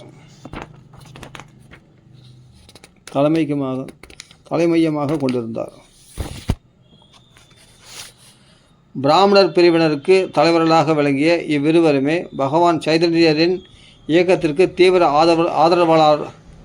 ஆதரவாளர்களாக இருந்தனர். ஸ்ரீ அத்வைத பிரபுதான் பகவானின் அவதாரத்திற்கு முக்கிய காரணமாவார். மக்கள் பௌதிக வாழ்வின் மூவகை துன்பங்களிலிருந்து தங்களை காப்பாற்றக்கூடிய பகவானின் பக்தி தொண்டில் ஈடுபடாமல் பௌதிக செயல்களில் ஆழ்ந்திருப்பதை கண்ட அத்வைத பிரபு இந்த பாவிகளிடம் இரக்கம் கொண்டு பகவானை அவதரிக்க செய்வதற்காக தீவிரமாக பிரார்த்தனை செய்ததுடன் கங்கை நீரையும் புனிதமான துளசி இலைகளையும் கொண்டு தொடர்ந்து பகவானை வழிபட்டு வந்தார். சங்கீர்த்தன இயக்கத்தில் உள்ள பிரச்சார வேலையை பொறுத்தவரை பகவானின் உத்தரவுப்படி ஒவ்வொருவரும் அவரவர் அன்றாட கடமைகளை நிறைவேற்றுவார்கள் என்று எதிர்பார்க்கப்பட்டது. ஒரு சமயம் நித்யானந்த பிரபுவும் ஸ்ரீல ஹரிதாஸ் தாகூரரும் சாலையில் நடந்து செல்லும்பொழுது வழியில் கூட்டம் கூடி கூச்சல் அதிகரித்திருந்ததை கண்டனர். ஜகாய் மதாய் என்னும் இரு சகோதரர்கள் குடிபோதையில் பொதுமக்களுக்கு தொல்லை கொடுத்து கொண்டு இருந்ததை வழியில் சென்றவர்களிடமிருந்து விசாரித்து தெரிந்து கொண்டனர். இவர்கள் உயர்ந்த பிராமண குடும்பத்தில் பிறந்திருந்தும் தகாத சகவாசத்தினால் மிக மோசமான சிற்றின்ப வெறியர்களாக மாறியிருந்ததையும் கேள்விப்பட்டனர். அவர்கள் குடிக்காரர்களாக மட்டுமல்லாமல் மாமிசம் உண்பவர்களாகவும் பெண் பித்தர்களாகவும் திருடர்களாகவும் மற்றெல்லா பாவங்களையும் செய்பவர்களாகவும் இருந்தனர். இக்கதைகளை எல்லாம் கேட்ட சில நித்யானந்த பிரபு இழிவடைந்த இவ்விரு ஆத்மாக்களைத்தான் முதலில் காப்பாற்ற இந்த ஜகாய் மதாய் இவ்விரு ஆத்மாக்களைத்தான் முதலில் காப்பாற்ற வேண்டும் என்று முடிவு செய்தார். பாவ வாழ்விலிருந்து இவர்களை காப்பாற்றினால் பகவான் சைதன்யரின் நற்பெயர் இன்னும் அதிகரிக்கும். இப்படி எண்ணியவாறு நித்யானந்த பிரபுவும் ஹரிதாசரும் கூட்டத்தை தள்ளி கொண்டு உள்ளே புகுந்து அவ்விரு சகோதரர்களையும் பகவான் ஹரியின் புனித நாமத்தை பாடும்படி கேட்டுக்கொண்டனர். குடிபோதையில் இருந்த இரு சகோதரர்களும் வெகுண்டெழுந்து நித்யானந்த பிரபுவை கீழ்த்தரமான வார்த்தைகளால் திட்டியதுடன் நீண்ட தூரத்திற்கு அவர்களை துரத்தி கொண்டும் சென்றனர். மாலையில் இவர்களது பிரச்சார வேலையை பற்றிய விவரம் பகவான் ஸ்ரீ சைதன்யரிடம் சமர்ப்பிக்கப்பட்டது. நித்யானந்தரும் ஹரிதாசரும் இத்தகைய அடிமுட்டாள்களையும் மீட்க முயன்றதை அறிந்து பகவான் மிகவும் மகிழ்ந்தார். மறுநாள் நித்யானந்த பிரபு அச்சகோதரர்களை காணச் சென்றார். அவர் அவர்களை நெருங்கியவுடனேயே அவர்களில் ஒருவன் உடைந்த மண் பாத்திரத்தின் ஒரு துண்டை எடுத்து அவர் மீது வீசினான். இது அவரது நெற்றியை தாக்கி ரத்தம் சொட்ட துவங்கியது. ஆனால் கருணாமூர்த்தியான நித்யானந்த பிரபு இக்கொடுமையை எதிர்ப்பதற்கு பதிலாக, இந்த உடைந்த மண் பாத்திரத்தை என் மீது நீ வீசினாலும் பரவாயில்லை, பகவான் ஹரியின் புனித நாமத்தை பாடும்படி உன்னை நான் மீண்டும் கேட்டுக்கொள்கிறேன் என்று கூறினார். அச்சகோதரர்களில் ஒருவனான ஜகாய் நித்யானந்த பிரபுவின் நடத்தையை கண்டு ஆச்சரியப்பட்டான். அவன் உடனே அவரது பாதங்களில் விழுந்து தன் சகோதரனின் பாவச் செயலை மன்னித்துவிடும்படி வேண்டினான். மதாய் நித்யானந்த பிரபுவை தாக்க மீண்டும் முயன்றபோது ஜகாய் அவனை தடுத்து அவரது பாதங்களில் விழும்படி மன்றாடினான். இதற்கிடையில் நித்யானந்த பிரபு காயமடைந்த செய்தியை கேள்விப்பட்ட பகவான் கடும் கோபத்துடன் அந்த இடத்தை நோக்கி விரைந்தார். அப்பாவிகளை கொல்வதற்காக பகவான் உடனே தமது சுதர்சன சக்கரத்தை வரவழைத்தார்.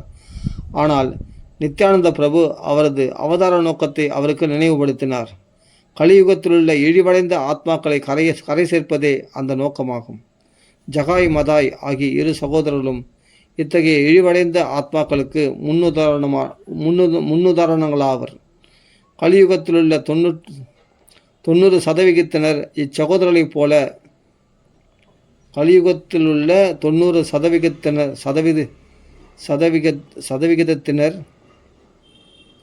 இச்சகோதரர்களைப் போல்தான் உள்ளனர்.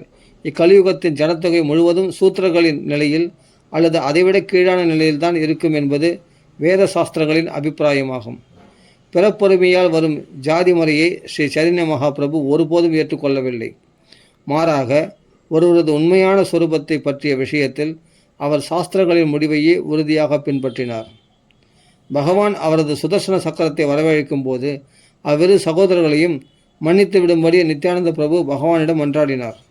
அச்சமயத்தில் இரு சகோதரர்களும் பகவானின் பாதங்களில் விழுந்து தங்களை மன்னித்து விடும்படி வேண்டினர். மனம் திருந்திய இந்த ஆத்மாக்களை ஏற்றுக்கொள்ளும்படி நித்யானந்த பிரபுவும் பகவானிடம் வேண்டினார். ஆனால் அவர்கள் எல்லா பாவச் செயல்களையும் விட்டொழிக்க வேண்டும் என்று பகவான் ஸ்ரீ சைதன்ய மகாபிரபு நிபந்தனை விதித்தார். அந்த சகோதரர்களும் அதற்கு சம்மதித்து தங்களுடைய பாவ செயல்களை கைவிடுவதாக வாக்களித்தனர். கருணையுள்ள பகவானும் அவர்களை ஏற்றுக்கொண்டதுடன் அவரது கடந்த கால பாவச் செயல்களை மீண்டும் சுட்டி காட்டாமல் இருந்தார். இதுவே பகவான் சைதன்யரின் தனிப்பெரும் கருணையாகும். இக்கலியுகத்தில் யாரும் தன்னை பாவத்திலிருந்து விடுபட்டிருப்பதாக கூறிக்கொள்ள முடியாது.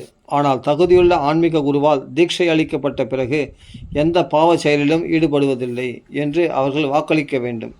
இந்த ஒரு நிபந்தனையின்படி எல்லா வகையான பாவிகளையும் பகவான் சைதன்யர் ஏற்றுக்கொள்கிறார். இவ்விரு சகோதரர்களின் இச்சம்பவத்தில் நாம் கவனிக்க வேண்டிய சில அறிவூட்டும் கருத்துக்கள் உள்ளன. கலியுக மக்கள் அனைவரும் ஜகாய் மதாயின் குணங்களை கொண்டுள்ளனர்.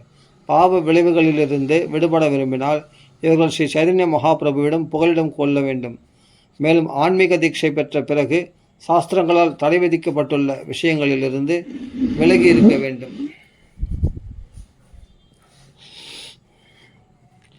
இக்கட்டுப்பாட்டு விதிகள் ஸ்ரீல ரூப கோஸ்வாமிக்கு பகவான் அருளிய போதனைகளில் நன்கு விளக்கப்பட்டுள்ளன. பகவான் இல்லற வாழ்வில் இருந்தபொழுது அவரை போன்ற மகா புருஷர்களிடமிருந்து பொதுவாக எதிர்பார்க்கப்படும் பல அற்புதங்களை அவர் நிகழ்த்தி காட்டவில்லை. ஆனால் ஒரே ஒரு முறை ஸ்ரீனிவாஸ் தாகூரின் வீட்டில் சங்கீர்த்தனம் உச்சகட்டத்தில் இருந்த நேரத்தில் ஒரு அற்புதத்தை அவர் நிகழ்த்தி காட்டினார். பக்தர்கள் எதை சாப்பிட விரும்புகிறார்கள் என்று அவர் கேட்டார். பக்தர்கள் மாம்பழங்களை சாப்பிட விரும்புவதாக அவரிடம் அறிவிக்கப்பட்டது. அது பழக்காலம் இல்லை என்றாலும் ஒரு மாங்கொட்டை வேண்டுமென்று அவர் கேட்டார். மாங்கொட்டை கொண்டு வரப்பட்டதும் அதை அவர் ஸ்ரீனிவாசரின் வீட்டு தோட்டத்தில் விதைத்தார். உடனே அதிலிருந்து ஒரு செடி வளர தொடங்கியது. சிறிது நேரத்தில் அச்செடி பெரிய மாமரமாக வளர்ந்து அதில் பக்தர்களால் உண்ண முடிந்ததை விட அதிகமான பழுத்த மாம்பழங்கள் காய்த்து தொங்கின. அந்த மரம் ஸ்ரீனிவாசரின் தோட்டத்திலேயே இருந்தது. அன்றிலிருந்து பக்தர்களும் தங்களுக்கு தேவையான அளவு மாம்பழங்களை அதிலிருந்து பறித்து தின்பது வழக்கம். விருந்தாவனத்து இளம் பெண்கள் கிருஷ்ணர் மீது கொண்டிருந்த பிரேமையில் விருந்தாவனத்து இளம் பெண்கள் கிருஷ்ணர் மீது கொண்டிருந்த பிரேமையில் ஸ்ரீ சைதன்யர் உயர்ந்த மதிப்பு கொண்டிருந்தார். ஒருமுறை பகவானுக்கு அவர்கள் செய்யும் தூய தொண்டை பாராட்டும் வகையில் பகவானுடைய நாமங்களை பாடுவதற்கு பதிலாக ஸ்ரீ சைதன்ய மகாபிரபு கோபியர்களின் புனித நாமங்களை பாடினார். அச்சமயத்தில் அவரது சீடர்களாகவும் இருந்த அவரது மாணவர்களில் சிலர் அவரை காண வந்தனர். பகவான் கோபியர்களின் நாமங்களை பாடுவதைக் கண்டு ஆச்சரியப்பட்டனர். அவர்கள் பெரும் முட்டாள்தனத்துடன் அவர் ஏன் கோபியர்களின் நாமங்களை பாடிக்கொண்டிருக்கிறார் என்று கேட்டதுடன் அவர் கிருஷ்ணரின் நாமத்தை பாட வேண்டும் என்று அறிவுரை கூறினர். இந்த முட்டாள் மாணவரின் இடையூறால் பகவானுடைய பரவச நிலை கலைந்தது. அவர்களுக்கு சரியான தண்டனை அளித்து அவர்களை அங்கிருந்து வெளியே துரத்தினார்.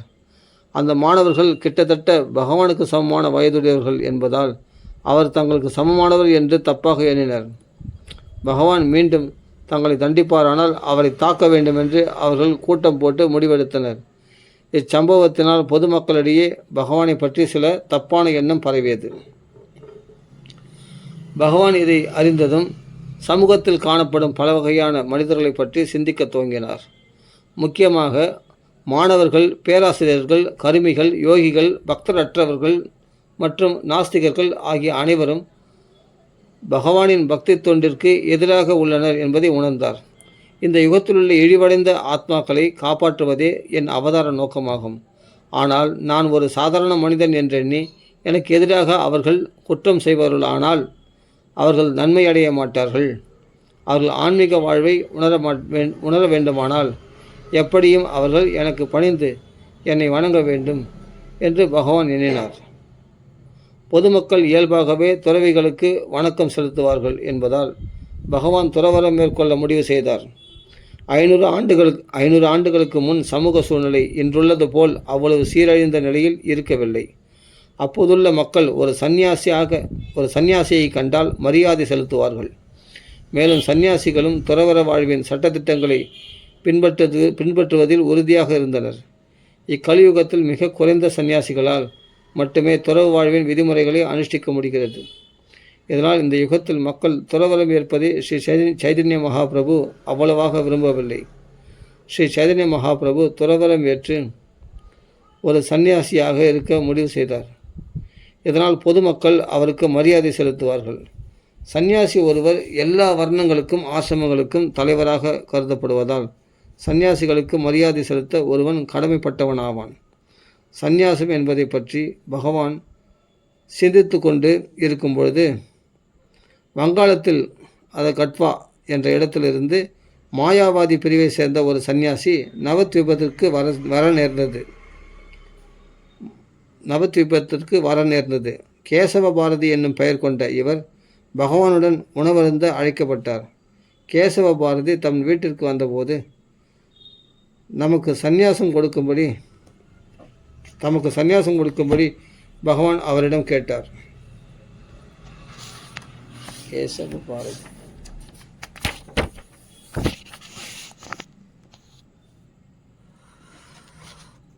சம்பிரதாயப்படி துறவரத்தை மற்றொரு துறவியிடமிருந்து தான் ஏற்றுக்கொள்ள வேண்டும்.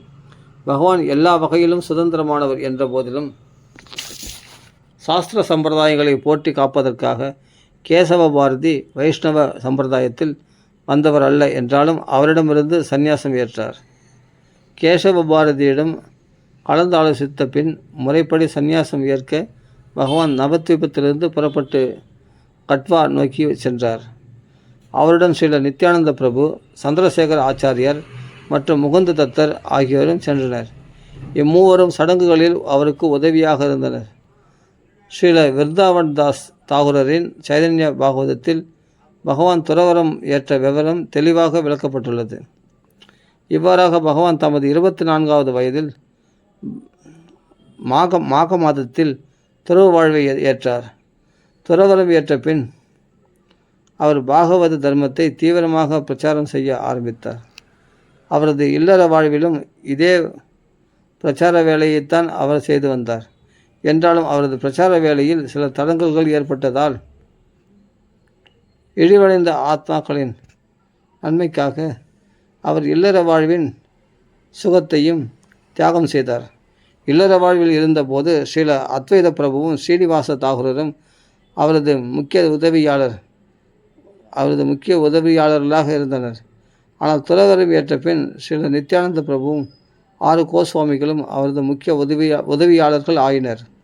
நித்யானந்த பிரபு வங்காளத்தில் பிரச்சாரம் செய்ய நியமிக்கப்பட்டார்.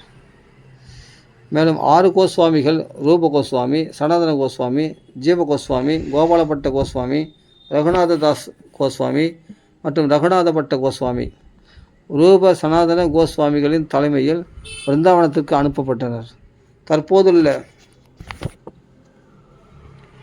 தற்போதுள்ள புண்ணிய யாத்திரை ஸ்தலங்களை கண்டுபிடித்து ஸ்தாபிப்பதற்காக அவர்கள் அங்கு அனுப்பப்பட்டனர். இவ்வாறாக தற்போதுள்ள பிருந்தாவன நகரமும் விரஜபூமியின் முக்கியத்துவமும் பகவான் ஸ்ரீ சைதன்ய மகாபிரபுவால் தான் உலகிற்கு வெளிப்படுத்தப்பட்டன.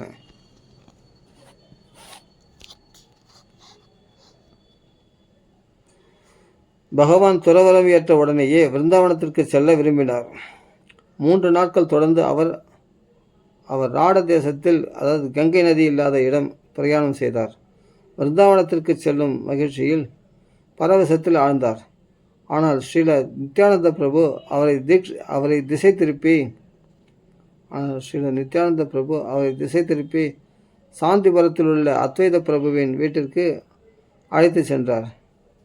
ஸ்ரீ அத்வைத பிரபுவின் வீட்டில் பகவான் சில நாட்கள் தங்கியிருந்தார். பகவான் குடும்பத்தையும் வீட்டையும் திறந்து செல்வது நன்மைக்காகத்தான் என்பதை நன்கறிந்த ஸ்ரீ அத்வைத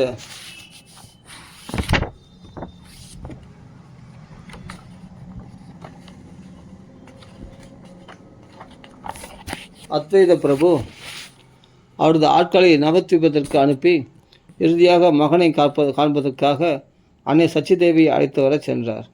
பகவான் சைதன்யர் துறவரம் ஏற்ற பின் தமது மனைவியை சந்தித்து அவள் வழிபடுவதற்காக மரத்தால் ஆன தமது பாதுகையை அவளிடம் கொடுத்தார்.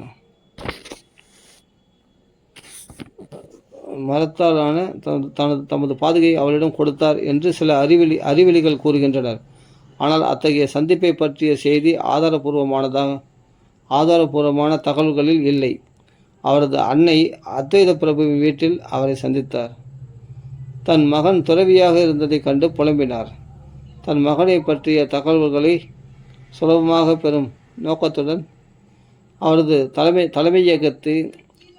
தலைமையகத்தை பூரியில் அமைத்து கொள்ளும்படி அவரிடம் வேண்டினார். அன்பிற்குரிய தமது தாயின் இக்கடைசி விருப்பத்தை பகவான் ஏற்றுக்கொண்டார். இச்சம்பவத்திற்கு பின் நவத்வீபவாசிகளை பிரிவு துயரனும் பெருங்கடலில் ஆழ்த்திவிட்டு பகவான் பூரியை நோக்கி புறப்பட்டார். பூரிக்கு செல்லும் வழியில் பகவான் பல முக்கிய சேத்திரங்களை தரிசித்தார். தமது பக்தரான ஸ்ரீல மாதவேந்திரபுரிக்காக கட்டிப்பாலை திரட்டிய கோபிநாத் ஆலயத்திற்கும் அவர் சென்றார். பாலை திருடிய நாளிலிருந்து கோபிநாத்ஜியின் திருவிக்கிரகம் ஷீரசோர கோபிநாத் என்று அழைக்கப்பட்டது. பகவான் இத்தகைய பேரானந்தத்துடன் கேட்டு ரசித்தார். இந்த திருடும் இயல்பு பகவானிடம் கூட உள்ளது. ஆனால் பகவானே இதை செய்வதால் இதை கெட்ட இயல்பு மாறி வழிபாட்டிற்கு உரியதாகிறது. பகவானும் அவரது திருடும் இயல்பும் ஒன்றே என்ற அடிப்படையில் பகவான் சைதன்யரும் இதை வழிபாட்டுக்குரியதாக ஏற்றுக்கொண்டார். கோபிநாதரின் இச்சுவையான கதை கிருஷ்ணதாச கவிராஜ கோஸ்வாமியின் சைதன்ய சரிதாமிரதத்தில் தெளிவாக விளக்கப்பட்டுள்ளது. ஒரிசா மாநிலத்தில் பலாசூரிலுள்ள ஷீரசோர கோபிநாத் ஆலயத்தை தரிசித்த பின் பகவான் பூரியை நோக்கி சென்றார். வழியில் சாட்சி கோபால் ஆலயத்தை தரிசித்தார். ஒரு பிராமண பக்தர்களின் குடும்ப சண்டையில் சாட்சியாக தோன்றிய சாட்சி கோபாலன் கதையை பகவான் மிகவும் மகிழ்ச்சியுடன் கேட்டார். ஏனெனில் சிறந்த ஆச்சாரியர்களால் ஏற்றுக்கொள்ளப்பட்ட ஆலயங்களிலுள்ள வழிபாட்டுக்குரிய விக்கிரகங்கள் அறிவற்றவர்கள் நினைப்பதைப் போல் வெறும் சிலைகள் அல்ல என்பதை பகவான் நாசிகர்களுக்கு உணர்த்த விரும்பினார். ஆலயத்திலுள்ள விக்கிரகம் பரமபுருஷரின் அச்சாவதாரமாகும். இதனால் இவ்விக்கிரகம் பகவானுக்கு ஒத்ததாகும். பக்தனுடைய அன்பின் அளவுக்கேற்றபடி அவர் பிரதிபலிக்கிறார். சாட்சி கோபாலரின் கதையில் இரு பக்தர்களுக்கிடையில் குடும்ப தகராறு ஏற்பட்டது. பகவான் அந்த தகராறை தீர்ப்பதற்காகவும் அவரது தொண்டர்களுக்கு விசேஷ அன்பை காட்டுவதற்காகவும்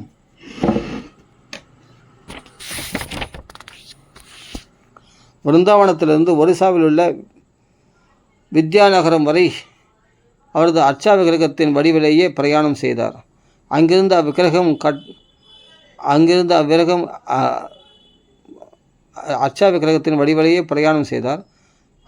அவ்விக்கிரகம் கட்டக் என்ற இடத்திற்கு கொண்டு வரப்பட்டு சாட்சி கோபால் என்ற பெயரில் ஆலயத்தில் பிரதிஷ்டை செய்யப்பட்டது. இவ்வாறாக பூரி ஜெகநாதரை தரிசிக்க செல்லும் ஆயிரக்கணக்கான யாத்ரீகர்கள் இன்றும் வழியிலுள்ள சாட்சி கோபாலரை தரிசிக்க செல்கின்றனர். பகவான் சைதன்யர் அன்றிரவு அங்கு தங்கி மறுநாள் பூரியை நோக்கி கிளம்பினார். வழியில் அவரது சந்நியாச தண்டத்தை நித்யானந்த பிரபு உடைத்து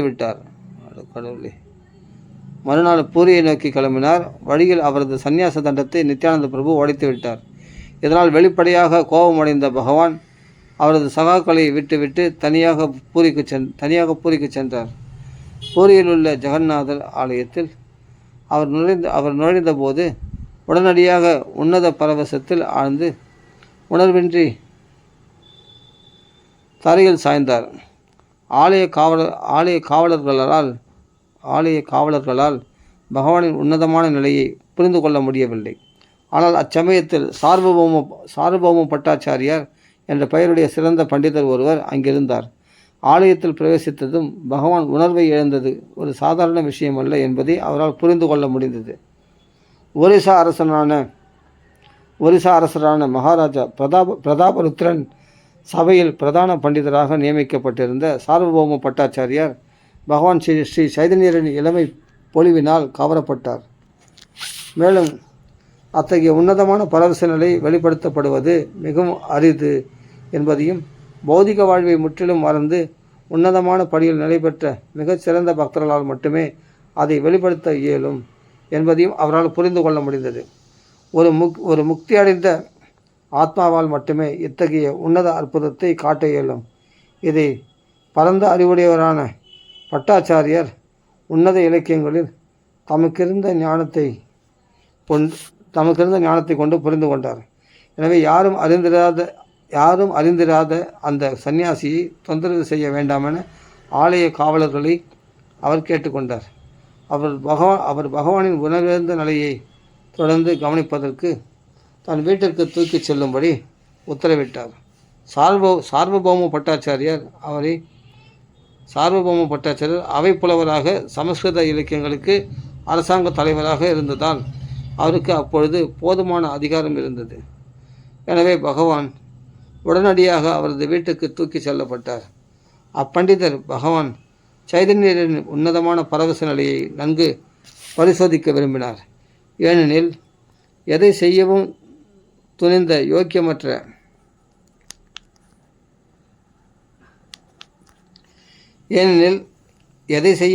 யோக்கியமற்ற பக்தர்கள் சிலர் மக்களை ஏமாற்றி பயனடைய விரும்புவதால் உடலால் சில வித்தைகளை செய்து தாங்கள் உயர்ந்த ஆன்மீக சித்தி அடைந்திருப்பதாக காட்ட முயல்கின்றனர்.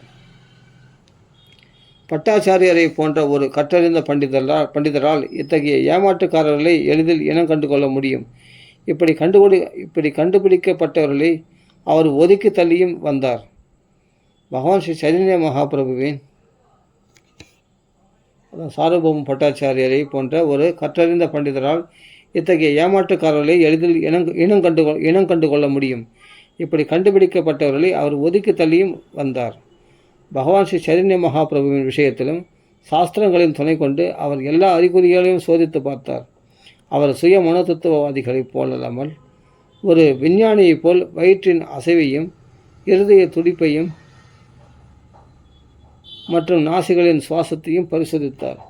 பகவானின் நாடி துடிப்பை சோதித்த அவர் உடலில் உள்ள எல்லா இயக்கங்களும் நிறுத்தி வைக்கப்பட்டிருந்ததை கண்டார். அவரது நாசிகளின் முன் சிறு பஞ்சு துண்டை வைத்தார். மெல்லிய பஞ்சின் நார்கள் லேசாக அசைந்ததை கொண்டு லேசான சுவாசம் இருப்பதை கண்டறிந்தார். இவ்வாறாக பகவானின் உணர்வற்ற பரவச நிலை உண்மையானதுதான் என்றறிந்து நியமிக்கப்பட்ட முறையில் அவருக்கு சிகிச்சை அளிக்க துவங்கினார். ஆனால் ஒரு விசேஷமான வழியினால் மட்டுமே பகவான் ஸ்ரீ சைதன்யருக்கு சிகிச்சை அளிக்க முடியும். அவரது பக்தர்களின் பகவன் நாம சங்கீர்த்தன ஓசையால் மட்டுமே அவர் புற உணர்வை பெறக்கூடியவராக இருந்தார்.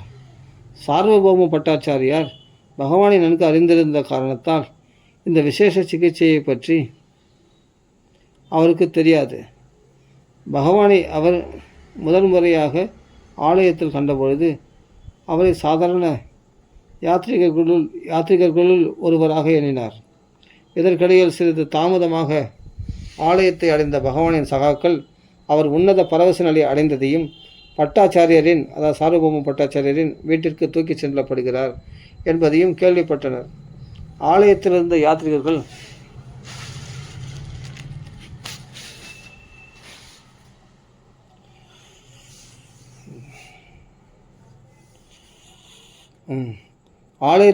யாத்ரிகர்கள் அச்சம்பவத்தை பற்றி இன்னமும் பேசிக் கொண்டிருந்தனர்.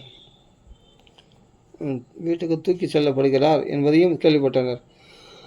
ஆலயத்திலிருந்த யாத்ரிகர்கள் அச்சம்பவத்தை பற்றி இன்னமும் பேசிக்கொண்டிருந்தனர். ஆனால் சந்தர்ப்பவசத்தால் பகவானின் சகாக்குழல் ஒருவராக வந்திருந்த கதாதர பண்டிதர் கோபிநாத் ஆச்சாரியரை அங்கு சந்தித்தார். கதாதர பண்டிதருக்கு கோபிநாத் ஆச்சாரியரை முன்பே தெரியும். பட்டாச்சாரியர் கோபிநாத் ஆச்சாரியரின் சகோதரியின் கணவராவார். கதாதர பண்டிதர் யாத்ரிகர்களை கோபிநாத் ஆச்சாரியருக்கு அறிமுகப்படுத்தி வைத்தார். பிறகு கோபிநாத் ஆச்சாரியர் பகவான் ஆன்மீக பரவச நிலையில் உணர்வின்றி கிடந்த பட்டாச்சாரியரின் வீட்டிற்கு அனைவரையும் அழைத்து சென்றார். பிறகு எல்லோரும் பகவானின் புனித நாமத்தை உறக்க பாடினார்கள். ஹரே கிருஷ்ணா கிருஷ்ண கிருஷ்ண ஹரே ஹரே, ஹரே ராம ராம ராம ஹரே ஹரே. பகவானும் புற உணர்வை பெற்றார். அதன் பிறகு பட்டாச்சாரியர் நித்யானந்த பிரபுவையும் மற்றவர்களையும் வரவேற்றார். தமது சிறப்பு விருந்தினர்களாக இருக்கும்படி கேட்டுக்கொண்டார். பகவான் உட்பட குழுவில் உள்ள அனைவரும் குளிப்பதற்கு கடலுக்கு சென்றனர். பட்டாச்சாரியர் அவர்கள் தங்குவதற்கும் உணவுக்கும் காசி மிஸ்ரரின் வீட்டில் ஏற்பாடு செய்தார். கோபிநாத் ஆச்சாரியரும் பட்டாச்சாரியருக்கு உதவி செய்தார். மைத்துனர்களான பட்டாச்சாரியருக்கும் கோபிநாத் ஆச்சாரியருக்கும் இடையில் பகவானின் புனித தன்மையை பற்றிய சிநேகமான உரையாடல் நிகழ்ந்தது. பகவானை முன்பே அறிந்திருந்த கோபிநாத் ஆச்சாரியர் உண்மையில் அவர் பரமபுருஷ பகவான் ஆவார் என்பதை நிலைநாட்ட முயன்றார். ஆனால் பட்டாச்சாரியரோ அவரை மிகச்சிறந்த பக்தர்களுள் ஒருவர் என்று நிலைநாட்ட முயன்றார். இருவரும் அதிகாரபூர்வமான சாஸ்திரங்களின் அடிப்படையில் விவாதித்தனரே அன்றி பொதுமக்களின் உணர்ச்சிவசப்பட்ட வாக்கு பலத்தால் அல்ல. பகவானின் அவதாரங்கள்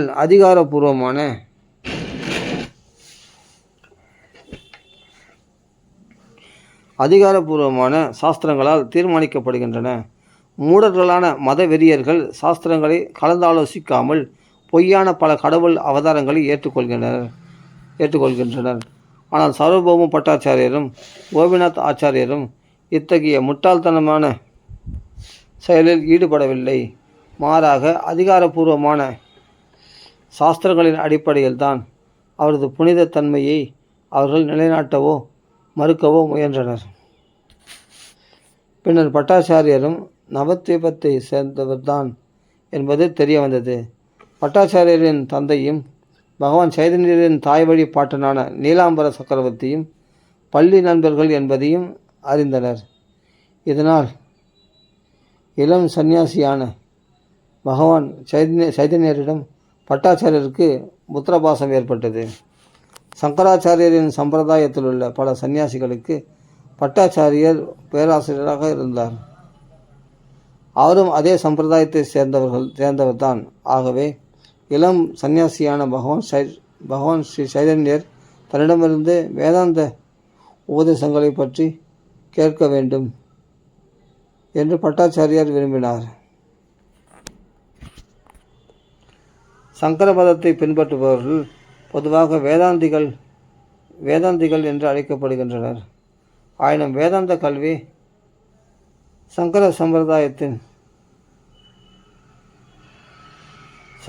சம்பிரதாயத்தின்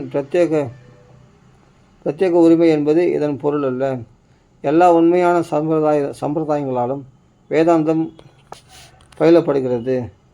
ஆனால் அவரவர்களுக்கு சொந்தமான வேதாந்த வியாக்கியானங்கள் உள்ளன.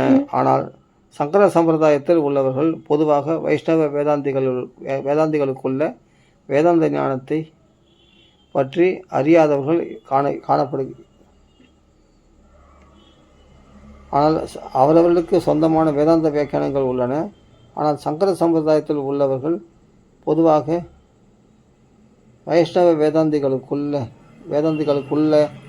வேதாந்த ஞானத்தை பற்றி அறியாதவர்கள் எனப்படுகின்றனர்.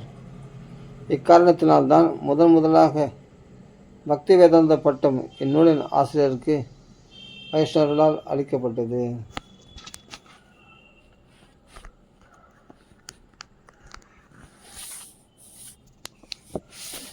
பட்டாச்சாரியரிடமிருந்து வேதாந்த பாடம் கற்றுக்கொள்ள பகவான் சம்மதித்தார்.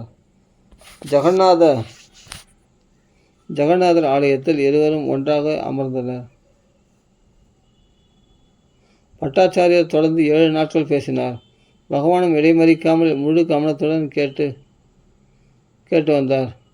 பகவானின் பௌனம் பட்டாச்சாரியரின்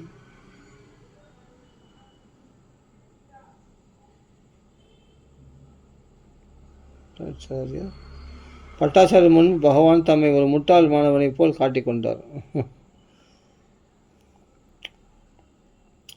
பட்டாச்சாரியரிடமிருந்து வேதாந்த பாடம் கற்றுக்கொள்ள பகவான் சம்மதித்தார். ஜெகநாதர் ஆலயத்தில் இருவரும் ஒன்றாக அமர்ந்தனர்.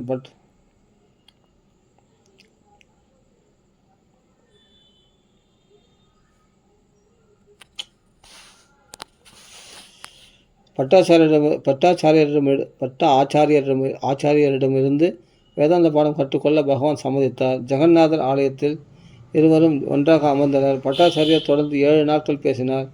பகவானும் இடைமறிக்காமல் முழு கவனத்துடன் கேட்டு வந்தார். பகவானின் மௌனம் பட்டாச்சாரியரின் மனதில் சில சந்தேகங்களை எழுப்பியது.